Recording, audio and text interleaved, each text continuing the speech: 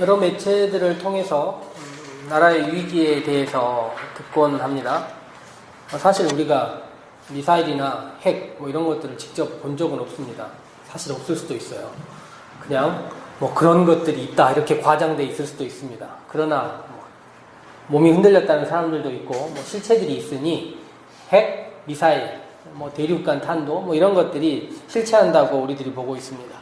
그렇지만 막상 우리의 일상을 살펴보면 그다지 영향이 없는 것 같습니다.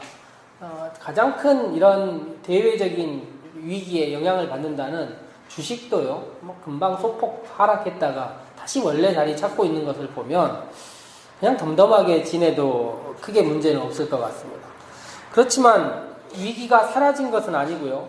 지난 주일, 일주일간의 여러 가지 상황들, 또 국내의 성주와 같은 한 마을을 생각해 보자면 위기가 실제로 우리에게 존재하고 있고, 또 미국, 중국, 일본, 러시아와 같은 나라들은 남의 일이라고 해서 함부로 정말 아무렇지 않은 듯이 극단의 상황들을 이야기하고 있는 것을 볼 수 있습니다. 물론 정부와 대통령은 올바른 통치 행위를 통해서 이 문제들을 잘 조정해야겠죠. 또 국방부야 물론 실전 무기를 배치하는 것이 그들에게 무엇보다 중요한 일이니 그런 일을 하는 것이 마땅하다고 생각할 수 있습니다. 외교부는 자기들이 원래 했던 일들처럼 주고받음 혹은 밀당을 통해서 평화를 위한 노력들을 해야겠지요. 그렇다면 이런 시절에 우리의 신앙은 도대체 어떻게 해야 하는 것일까요? 외면하자니 나라의 일에 대해서 너무 무심한 것 같고, 그렇다고 직접적으로 연관돼서 무엇인가를 하자고 하니 이것도 쉽지 않은 일이기 때문입니다. 이런 위기 상황에서 우리 교회들, 우리 신앙인들은 어떻게 해야 될까요? 작년에는 핵 실험이 2번 있었지만 올해 처음 핵 실험이 났다는 이야기를 듣고 맨 처음 생각났던 본문이 오늘 우리가 읽은 사무엘상 1장의 본문이었습니다. 막상 읽어보시면 핵 위기와 이 상황이 무슨 상관이 있다고 갑자기 목사는 이런 본문을 생각할 수 있지 않습니까? 전쟁과는 아무 상관도 없는. 그런데요, 사실 사무엘상의 상황이 떠오르는 것이 그들도 평온한 상황들, 일상을 보내는 것 같지만 아래쪽으로 잠재되어 있는 것은 굉장히 위기 상황이었기 때문입니다. 한 가족 내부에 있는 갈등 혹은 불임에 대한 이야기를 하고 있는 것처럼 보이지만 사실 그 아래 감춰져 있는 위기 상황들이 굉장히 많이 있다는 것입니다. 조금 뒤쪽 나중에 얘기를 보시면 열왕기상 21장 정도 보면 엘리야라는 예언자 시절에요, 아합이라는 왕이 있었습니다. 근데 이 왕이 나봇이라는 사람의 포도원을 뺏는 이야기가 성경에 나와요. 그러니까 그 포도원이 너무 멋있어 보여서 포도원을 가지려고 노력하다가 안 되니까 나봇이라는 사람을 죽이는 이야기가 나옵니다. 그 성경 본문을 읽으면 왕이 땅에 대한 탐욕을 일으켰구나 생각할 수 있는데, 또 그 성경도 아래쪽을 살펴보면 나라의 위기가 아래 감추어져 있는 것입니다. 즉 성경은 표면적으로 들어있는 것, 앞에 있는 것들을 보여주는 것, 그것들이 다가 아니라 그 뒤쪽에 숨겨져 있는 것들을 함께 있도록 우리에게 권면하고 있다는 것입니다. 어려움이 닥쳤을 때 사람들은 그 위기를 어떻게 극복하는가, 아니면 어려움이 닥쳤을 때 그 나라 상황들을 우리들이 멀리감치 한 발짝 떨어져서 객관적으로 바라보고 우리의 삶 또한 생각해 볼 수 있도록 성경은 우리에게 어떻게 보면 요구하고 있다고 말할 수 있습니다. 성경 본문을 살펴보면 제가 어제 연락드리기를 1장부터 4장까지 말씀을 읽어오시기를 부탁을 드렸는데요. 1장부터 3장까지 이야기가 사무엘에 대한 이야기입니다. 그런데 성경 시작 부분을 살펴보면 한 가족에 대한 이야기가 어떻게 보면 너무 자세하게, 어떻게 보면 너무 쓸데없이 너무 자세하게 나와 있는 것을 볼 수 있습니다. 구약 성경에서 족보가 시작되고 하나의 사건들이 시작되는 경우들이 가끔 있는데요. 보통 족보가 시작되면 권세가 있습니다. 뭔가 기원을 이야기하는 것 같고 하나의 전환점을 이야기하는 것 같습니다. 족보 다음에는 항상 뭐가 있냐면 단절이 있어요. 끊어짐. 그래서 이 족보를 이야기하면서도 단절을 이야기하고 있습니다. 그게 우리 패턴하고 어느 정도 맞지 않습니까? 족보를 이야기하고 무엇인가 단절을 이야기하기 때문에. 그런데 이 성경을 자세히 꼼꼼히 살펴보면 약간 다르다는 것을 알 수 있어요. 족보를 살펴보면요, 이렇게 시작합니다. 여로함, 엘리후, 도후, 숲, 엘가나. 어디서 봤더라 이 사람들? 머리를 이렇게 아무리 헤아려 봐도 성경 가운데 이 사람들 이야기를 읽어본 적이 없어요. 아무리 성경을 뒤져도 이 사람들에 대한 생각들이 전혀 나지 않습니다. 나쁜 말로 하자면 듣보잡이라는 얘기죠. 족보 이야기 했지만 사실 그다지 중요하지 않은 사람들이에요. 그 사람들이 살았던 지역 살펴보니 뭐라고 나왔냐면 에브라임 산지 라마다임 소빔이라고 적혀 있어요. 근데 뒤쪽 19절 읽으면 이렇게 풀네임으로 말하지 않고 라마라고 이야기합니다. 또 나중에 보면 이름이 계속 바뀌어요. 자세히 살펴보자면 에브라임 산지, 산골의 마을이에요. 산골 마을 어디에 한 가족이 살고 있었어요. 근데 그 가족 이야기하고 있는 겁니다. 이스라엘 사람들이 요 이야기하면 누군지 아무도 모를 사람들이라는 거예요. 그런데 그 사람들 이야기로 시작하고 있습니다. 3000년 전에 어디 산골의 마을, 그 마을 이름 뭐라고 불러도 별로 상관없는 그 마을에 대한 이야기를 시작하면서 성경이 시작하는 것입니다. 성경의 형태를 살펴보자면 앞쪽에 율법서가 있고 우리가 흔히 재밌다고 생각하는 역사서들은 한 큰 꾸러미가 있는데 그 역사서의 큰 꾸러미의 시작을 하면서 우리가 잘 모르는 별로 중요하지도 않아 보이는 한 가족의 이야기 설명해주고 산골에 있는 한 가족 이야기 설명해주면서 시작한다는 것입니다. 2절에 보니 약간의 문제가 있는 것 같아요. 어쨌든 가족에 자녀가 없는 여자가 한 명 있는데 가문으로 전체로 살펴보자면 그다지 큰 문제가 아닙니다. 이미 둘째 부인을 얻어서 가족에 대를 이을 자녀들도 있기 때문에 큰 문제가 되지 않는 것 같습니다. 그렇다면 성경 이야기는 무엇을 말하려고 하는 것일까요? 이 집의 가장인 엘가나라는 사람이 해마다 자기의 성읍을 떠나서 자기의 가족들과 함께 실로라는 곳에 가서 하나님께 예배를 드렸다 성경은 기록하고 있습니다. 이스라엘 백성들은요 해마다 하나님께서 3번의 절기 때 하나님을 찾아오고 또 절기를 지켜라 이야기를 합니다. 출애굽을 했던 6월절 그리고 곡식의 첫 수확기인 맥추절 그리고 곡식을 다 거둬들인 다음에 추수감사절 이렇게 3번의 절기를 지켜라 이야기를 해요. 3번 하나님을 찾아가는 것이 당연한 일이었습니다. 그런데 이 엘가나와 그의 가족은 이 절기가 아닌데도 가족들이 함께 모여서 하나님께 예배드리러 1년에 한 번씩 꼬박꼬박 찾아갔다는 것입니다. 라마에서 실로까지 거리가 통상 한 35km 정도 되었다고 합니다. 여기서 일산 정도 거리죠. 가족들이 함께 걸어가려면 이게 하루 갑자기 가기는 쉽지 않은 거리죠. 다 같이 옛날 이렇게 지금이야 헌금을 할 수 있지만 예전에는 소나 양도 끌고 가야 되니 통상 거리 생각하면 이틀 정도 걸리는 거리였다고 생각합니다. 그런데 이 신실한 가족은 해마다 그 시간들을 꼭 지켜서 재물들 가지고 거기 가서 하나님께 제사 드리고 하나님께 기도하고 이렇게 했었던 것 같습니다. 사무엘상이 보여주는 극적인 대비가 거기에 나오는데요. 이 가족들의 신실한 다음에 뭐라고 나오냐면 그 다음 장 보면 나와 있지 않습니까? 아주 타락한 제사장으로 알려져 있는 홈리와 비느하스가 거기 있었다고 성경에 기록되어 있어요. 그러니 백성들 너무 신실하게 살아가려고 노력하고 하나님 주신 절기 이외에도 자신들이 마음을 다해서 신실하게 살아가 보겠다고 하나님을 찾아가는 성실한 백성들과 타락한 제사장 이야기가 첫 장에 같이 버무려져 있는 것입니다. 이 대비가 사무엘상을 기록한 사람들의 어떤 우리에게 알려주려고 하는 무엇인가 이렇게 생각해 볼 수도 있겠습니다. 엘가나 가족의 이야기가 그 다음에 바로 나오는데요. 우리 성경은 이 제사를 드렸다 얘기를 합니다. 그런데 백성들 중에서 누군가가 가서 하나님께 드릴 수 있는 제사를 레위기 성경을 살펴보면 그 제사를 뭐라고 그러냐면 화목제라고 해요. 화목제가 2가지 종류가 있는데 우리가 하나님께 무엇인가 서원하고 나서 드리는 제사가 화목제가 있고요. 우리 일상 가운데서 감사한 일들이 있을 때 하나님께 드리는 제사가 화목제입니다. 화목제는 다른 제사하고 약간 달라서 제사를 드릴 때 내장만 동물의 내장만 하나님께 드리고요. 나머지 살들을 제사 드린 사람들이 먹게 되어 있습니다.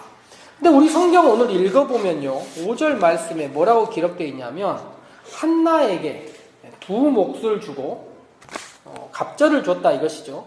그리고 다른 사람들에게는 하나씩 줬다 이렇게 성경에 기록하고 있습니다.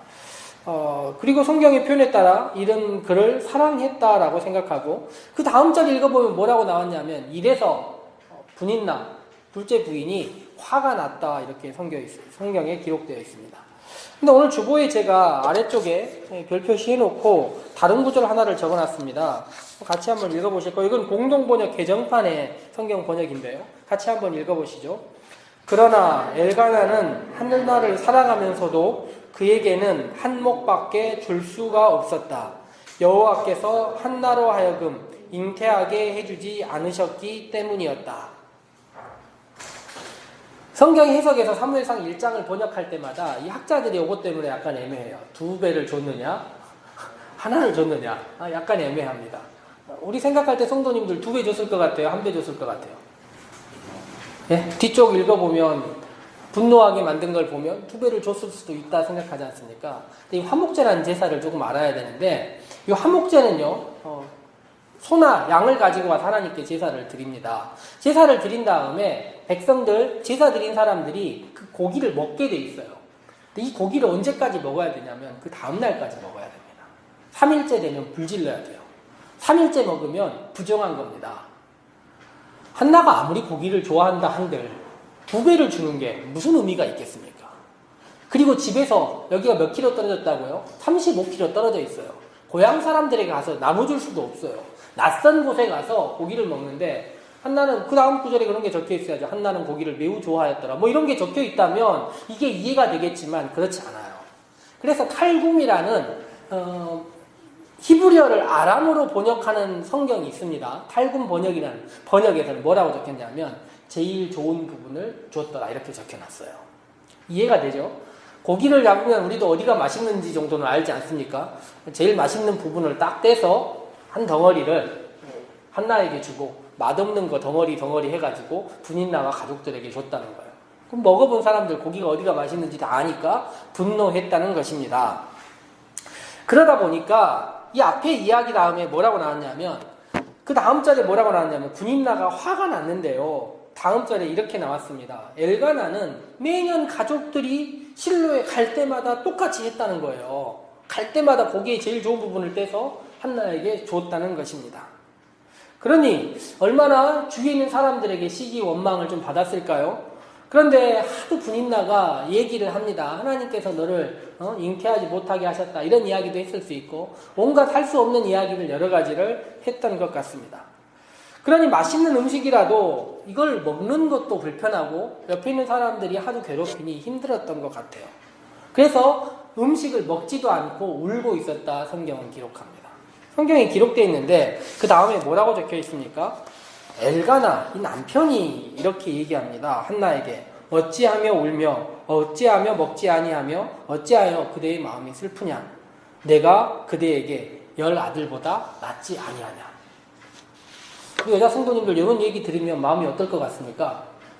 치우라고 아무 상관없다고 아들이 없는데 무슨 상관이냐고 이렇게 얘기할 것 같습니까? 마음에 좀 위안이 될 것 같지 않습니까? 그래도 좋은 남편이라도 있어서 이렇게 생각할 수 있다 생각해 볼 수 있습니다.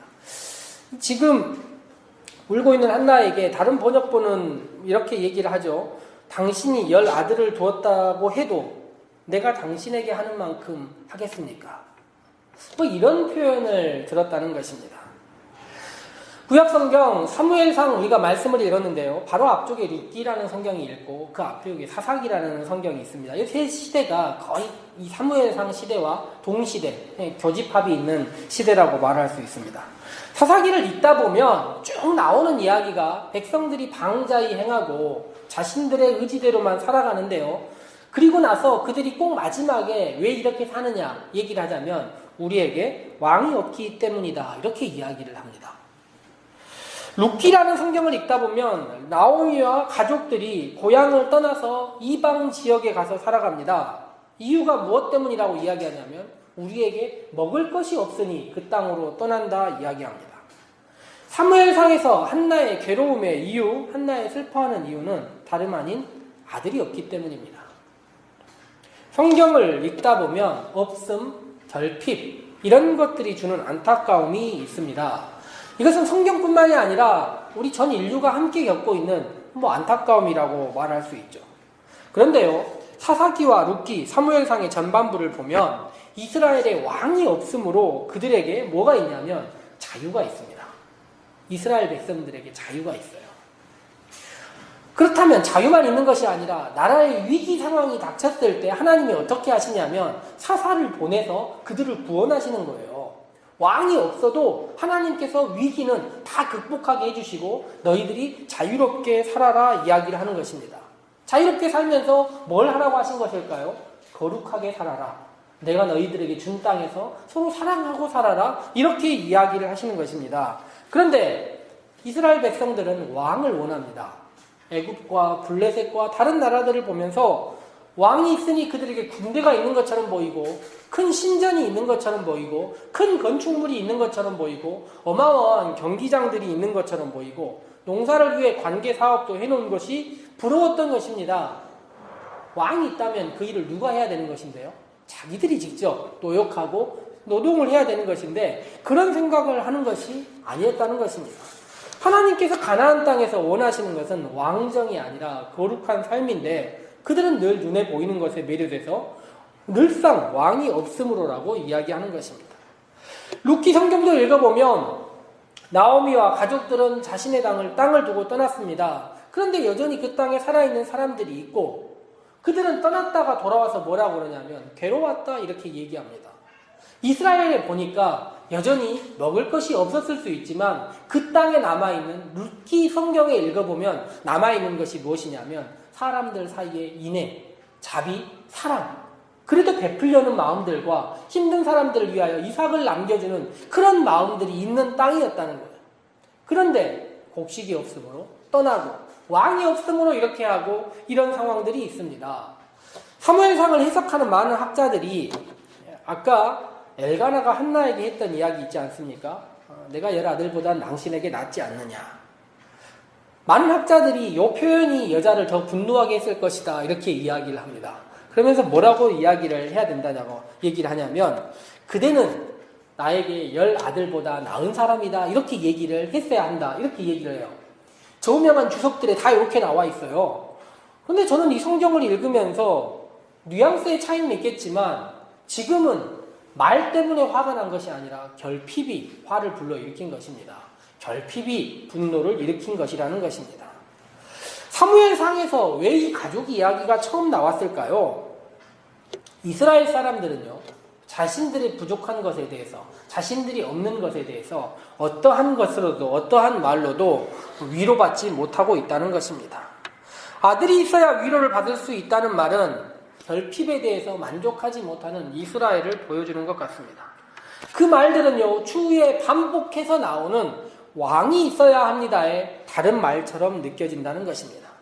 하나님은 오히려 우리에게 이렇게 이야기하시는 것 같습니다. 내가 다른 나라의 어떤 왕보다 너희에게 낫지 않냐.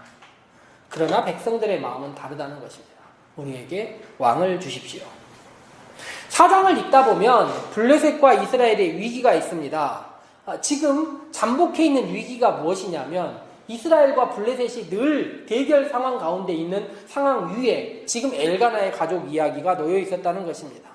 그리고 그들은 싸움에 집니다. 진 다음에 뭐라고 이야기를 하냐면 제사장들과 백성들이 올바로 살고 있는 삶을 바라보지 못한 다음에 왕이 없어서 생각하고 왕이 없으니 뭐라도 가져와야겠다 생각하냐면 눈에 보이는 법궤라도 가지고 와야겠다 생각하는 것입니다. 나중에 사무엘이 블레셋과 전투하면서 뭐라고 이야기를 합니까? 하나님께서 우리를 여기까지 도우셨다. 지금도 너희를 돕고 계신다. 에벤에셀이라 이야기하지 않습니까? 그러나 나중에 보면 그 사무엘마저도 외모를 바라보고 다윗 왕을 뽑을 때 그의 눈에 보이는 대로 무엇인가 선택을 하려고 합니다. 그래서 하나님이 그에게 하시는 말씀이 사람은 외모를 보지만 하나님은 중심을 보신다는 것입니다. 하나님은 우리를 알고 계시기에 우리의 필요한 것들을 채우시는 분이십니다. 그런데 우리는 그것들이 아닙니다 이야기하면서 우리에게 부족한 것들, 결핍의 이야기들만 이야기하면서 더 채워달라고 이야기하는 것입니다.